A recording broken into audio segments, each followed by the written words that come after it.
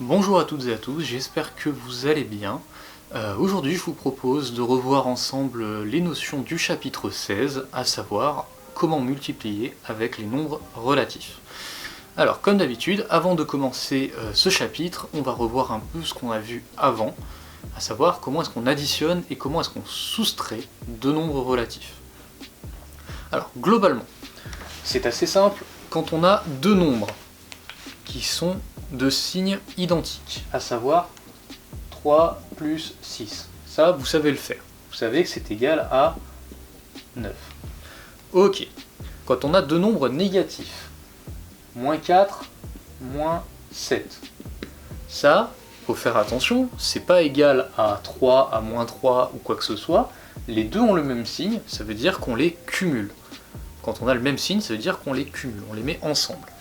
Et donc 4 et 7, quand on les met ensemble, ça fait 11. Donc là, on est à moins 11. On a cumulé deux effets négatifs, ça devient moins 11. Quand on a maintenant le cas de figure 7 moins 3, on a deux signes différents, un plus, un moins. 7 moins 3, vous savez le faire depuis le début que vous faites des mathématiques, ça fait 4. Si maintenant j'avais eu 4 moins 9, donc là, on va faire la différence, pareil, entre 9 et 4. Il y a combien d'écart? Il y a 5. Sauf que, lequel des deux est plus grand? Est-ce que c'est le chiffre positif ou le chiffre négatif? C'est le négatif. Donc la différence, c'est 5. Celui qui l'emporte, c'est le négatif. Donc moins 5. Dernier cas de figure qu'on avait vu, notamment sur les notions d'écart. Quand on a, par exemple, moins 5 et qu'on veut enlever moins 7, moins 7, on a vu que ça devenait un plus. Moins qui s'enchaîne, ça devient moins 5 plus 7, et ça fait 2. Donc ça, on l'a comme cas de figure quand on veut faire des différences. Si je vous dis, il y a combien d'écart entre moins 5 et moins 7, on est d'accord qu'il y a 2 d'écart, puisque finalement, c'est moins 5 pour aller moins 6, moins 7. On compte bien 2. Comment est-ce qu'on calcule un écart? On fait toujours le plus grand moins le plus petit. Le plus grand, là, entre ces deux nombres, c'est moins 5, puisqu'il est plus proche de 0. Le plus petit, c'est moins 7. Et j'ai bien dit le plus grand moins le plus petit. Le plus petit, c'est moins 7. Donc ça veut dire que ce moins-là, il y est toujours. Si j'avais eu 30 et 25 comme nombre, le plus petit, c'est 25. Le plus grand, c'est 30. Donc j'aurais fait 30 moins 25, et j'aurais eu 5 d'écart. Maintenant qu'on a revu comment additionner et soustraire des nombres relatifs, on va s'attaquer directement au but du chapitre, à savoir comment est-ce qu'on multiplie avec des nombres relatifs.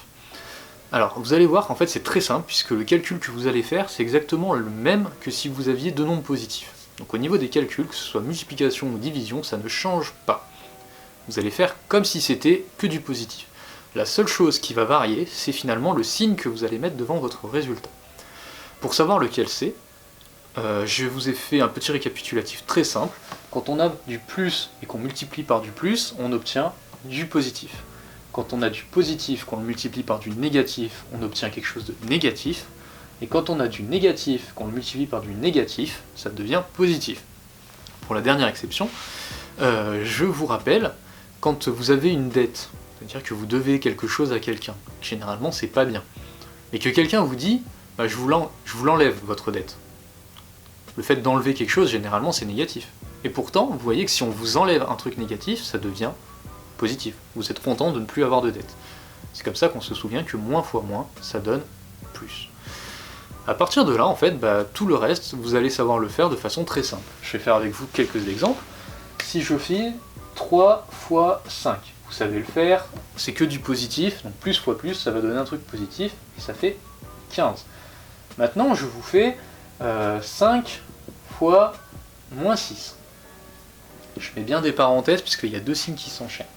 5 fois moins 6. On fait comme s'il n'y avait pas de moins pour l'instant. 5 fois 6, ça fait 30. On a plus fois moins, donc ça devient moins. Moins 30. Dernier exemple, si j'ai moins 3 fois moins 4. Moins 3 fois moins 4. Donc on ignore les moins pour l'instant. 3 fois 4, ça fait 12. On a moins fois moins. ça devient positif, donc 12. Dernier petit cas de figure que vous pouvez avoir, le nombre au carré. Attention, je vous rappelle qu'un nombre au carré, ce n'est pas un nombre fois 2. C'est-à-dire que si j'ai 6 au carré, c'est pas égal à 12, c'est pas 6 fois 2, c'est 6 fois 6 et ça fait 36. Donc de même, si j'ai moins 9 au carré, ça va faire moins 9 fois moins 9. Et ça va faire 81, en sachant que j'ai moins fois moins, donc c'est plus. Qu'est-ce qu'on peut retenir? C'est qu'un nombre au carré, en fait, c'est toujours positif. Que le nombre soit négatif ou positif à la base, le résultat sera toujours positif. Donc voilà, vous avez vu comment on multiplie avec les nombres relatifs, c'est très simple, ça ressemble énormément à ce que vous faites depuis que vous avez appris les multiplications et les divisions. Je vous ai fait un cas de multiplication, mais pour les divisions ça marche de la même manière, c'est-à-dire qu'un nombre positif divisé par un négatif ça donne un nombre négatif, positif divisé par positif c'est positif, et négatif divisé par négatif c'est positif. Ça marche également de la même manière. Donc voilà, un chapitre relativement court, pas très difficile, donc je compte sur vous pour faire vos exercices, vous entraîner et savoir le faire. Attention, c'est un chapitre très très important puisque ce genre d'opérations, vous allez les faire jusqu'au bac et peut-être même après si vous continuez vos études. En tout cas, c'est quelque chose qui va vous servir pendant longtemps. Voilà, je vous fais confiance, prenez soin de vous et à très bientôt.